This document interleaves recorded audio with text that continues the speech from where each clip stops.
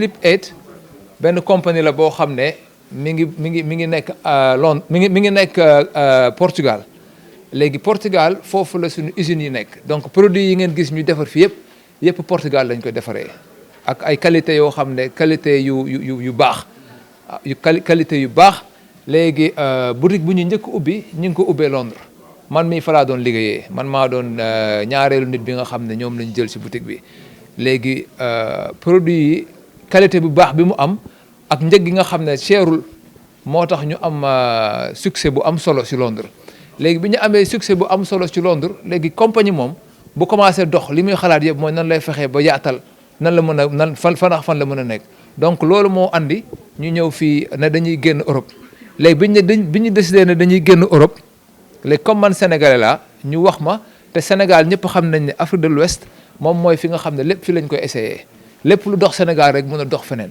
te ñun tamit suñu gis-gis dans fii ak juróomi at moom mooy Afrique de l'Ouest bi yëpp ñu nekk fii première compagnie boo xam ne ñoom ñooy jaay matelas yu baax parce que dem nañu dëkk yu bëri dem nañ Côte d'Ivoire dem nañ Nigéria dem nañ Angola dem nañ Maroc dem nañ Algérie dëkk yooyu yëpp bi ñu fa xoolee di nga gis ñuy jaay ay lal yu baax yu rafet mais gisuñu fa matelas yu baax waaw ñun matelas yi ñuy jaay yéen gis ngeen ko essayé ngeen ko matelas yi ñuy jaay yëpp dafa am technologie yoo xam ne technologie moderne la yoo xam ne par exemple da nga am na ressort yu si nekk mais ressort yu si nekk ay ressort individuel la benn ressort maanaam dañuy def ressort yu bëri yi nga xam ne day mën a jël sa yaram yëpp en charge parce que am nañ lal yoo xam ne day dem ba 7 niveau 7 niveau yi mooy wala 5 niveau mooy sa bopp sa mbagg sa ndigg sa genou ak sa tànk bu si nekk ak li mu laaj loolu la matelas bi di jox donc loolu la ñu bëgg andi Sénégal te li nga xam ne moom la compagnie yi bëri doon def mooy ñëw jaay lal ak matelas ñun loolu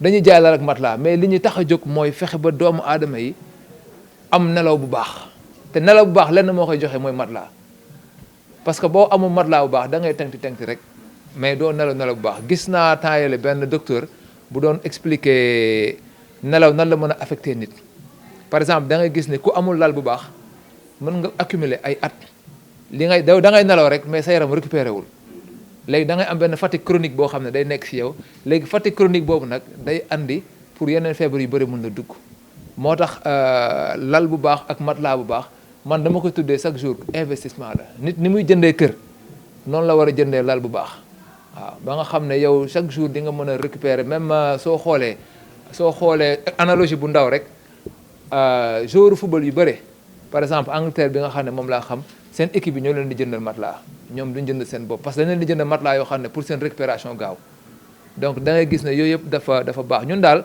yooyu la ñu bëgg andi Sénégal te xool nañ ba xool gis nañ ne amu fi te mun nañu fi andi loo xam ne dina tax nit ñi am ay nelaw yu baax.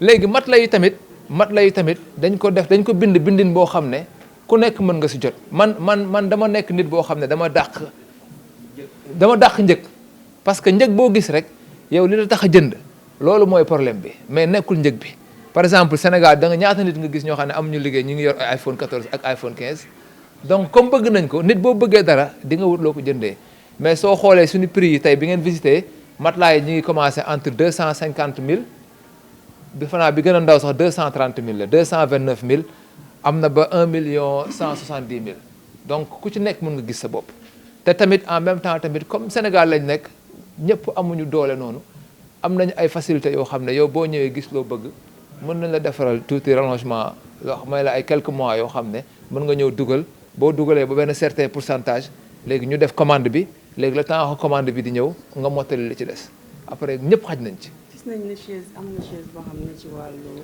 lay relaxer yaram est-ce que loolu médecin dañ koo digle wala. léegi par exemple mënuma comme par exemple bëgg jaay rek ak bëgg def lu baax du tax ma ne la médecin yi dañ koy digle parce que médecin bu nekk ak expertise bu mu am mais man sama expérience bopp bi nga xam ne moom laa am si chaise yi mooy ne chaise yi dina la dimbale pour nga dal xam nga tey ku nekk bu doon sa sago balaa ngay dem tëddi nelaw da ngay dal ba sa yaram yëpp dal boo tëddee da ngay nelaw léegi yow sànq xam nga essayé nga chaise bi donc chaise bi da ngay gis ni boo si nekkee li muy def mooy sa yaram bi muy maase yow sa xel yëpp sa yaram lay nekk donc doo xalaat facture bi nga fayul doo xalaat leneen ak leneen donc ñàkk xalaat boobu ngay xalaat leneen moom moo lay tax ba nga dal moo lay soulager nag léegi nag moo lay relaxer ba nga xam ne sa xel dal boobu muy dal boo tëddee da ngay nelaw léegi nag du matelas bi kese am nañu ay produits yoo xam ne pour ndigg la pour massage ndigg yoo xam ne mën nga ko jël teg ko sa chaise léegi boobu ngay teg sa chaise tamit mën nga ko utiliser pour sa loos mën nga ko utiliser pour sa ay pooj léegi am nañ tamit beneen boo xam ne pour kanam la am nañ boo xam ne pour popp la moom daal ñun suñu gis-gis ak suñu jaay mooy amul forcé am nañ produit boo ñëwee dañ lay wax produit yi mooy lan ak ban njëriñ la amal léegi boo ci gisee sa bopp ñu waxtaan noo koy jëndee. ku si bëgg ñun suñu boutique bi ñu njëkk am mi ngi fii si Sea Plaza boo ñëwee bi ci suufa suuf fi nga xam ne moom moo am porte bi nga xam ne moom moo jëm hôtel Radisson foofu lañ nekk boo ñëwee daal dañ fi fekk ñoo xam ne xam nañ li ñuy jaay te sawar nañ ci wax nit ñi li nga xam ne mooy seen njëriñ. man maa ngi tudd Ibnu Abbas Gueye waaw moom mi ngi tudd Paul Longman waaw moom mooy CEO bi. C'est l'ouverture officielle de la boutique de Sleep Aid en Afrique.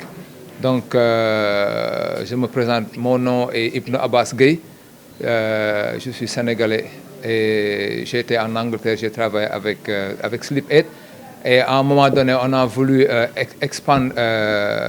on a voulu élargir la compagnie en dehors de l'Europe. Donc, le Sénégal a été choisi comme étant le premier pays où on va avoir une boutique Sleep Aid. Dans la mesure où je suis sénégalais et c'était un projet que je voulais faire part. Et nous avons aujourd'hui le CEO et un actionnaire aussi de Sleep Aid. Et son nom est Paul Longman. Je vais lui passer la parole et je vais traduire tout ce qu'il va dire en anglais.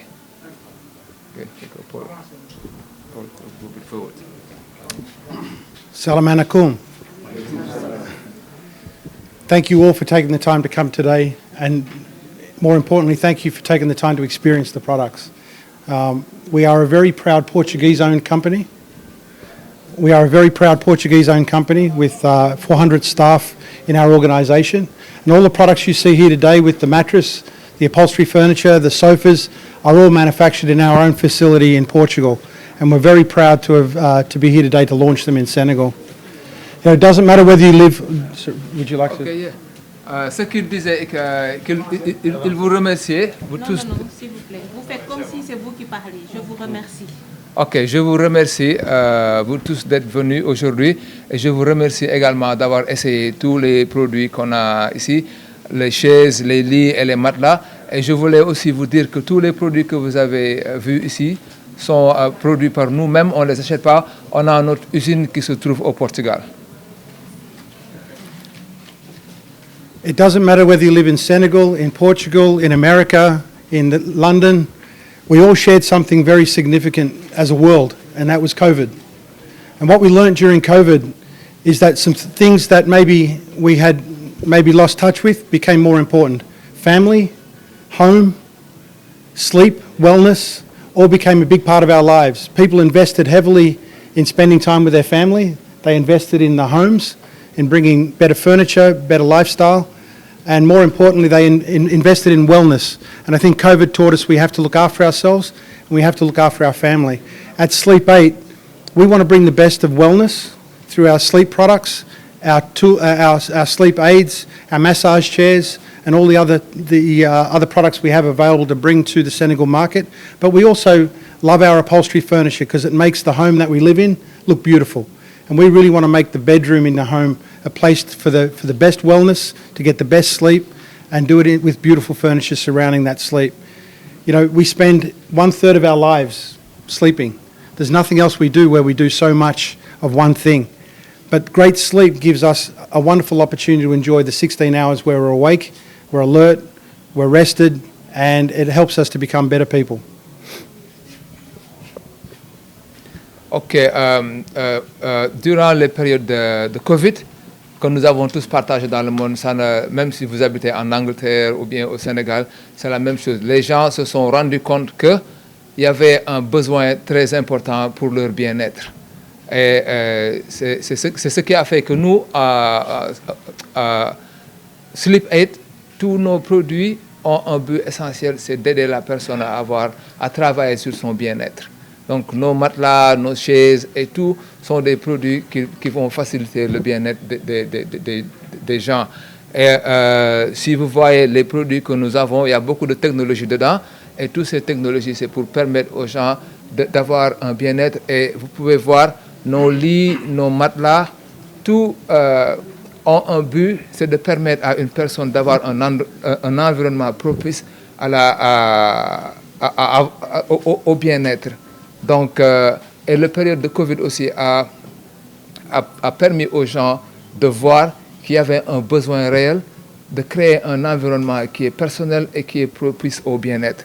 Donc les gens, par exemple à Londres, là où j'étais, après Covid, les gens ont commencé à changer leur chambre, à changer leur environnement. Ils ont tous des chaises massantes chez eux, de telle sorte que s'ils n'ont pas la possibilité de sortir, ils peuvent rester chez eux et avoir le bien-être chez eux.